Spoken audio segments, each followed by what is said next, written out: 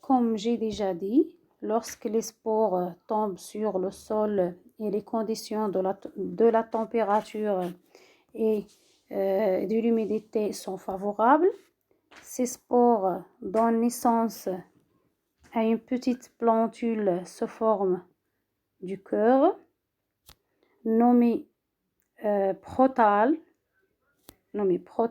ou gamétophyte. Et sur la face inférieure de ce protale, on observe des organes reproducteurs femelles et les organes reproducteurs mâles. Les organes reproducteurs femelles nommés archigones, qui contient l'osphère, qui est immobile, comme chez les animaux. Donc, les archigones contient l'osphère. L'osphère, c'est le gamète femelle qui est immobile. Et les organes, ils possèdent aussi les organes reproducteurs mâles nommés entéridie. Donc, les entéridie, ce sont des organes reproducteurs mâles donc, qui vont produire les gamètes mâles, c'est-à-dire les entérozoïdes ou les spermatozoïdes. Donc, ces spermatozoïdes aussi, comme chez les animaux, possèdent un flagelle qui leur permet de se déplacer dans l'eau. Ils se dirigent vers l'osphère. Donc, après la formation des gamètes, au niveau de la face inférieure de protale, voilà, c'est le protale.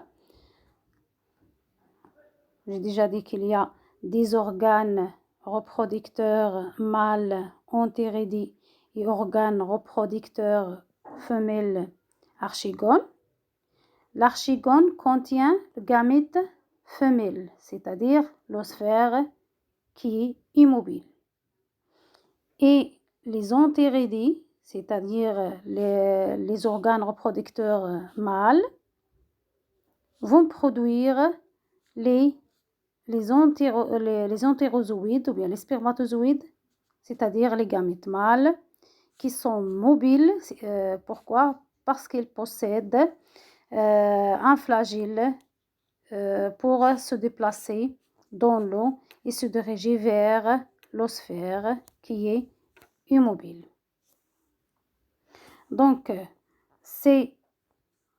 les gamètes mâles se déplacent vers l'osphère pour la féconder et alors la formation d'un œuf qui sera la première, voilà.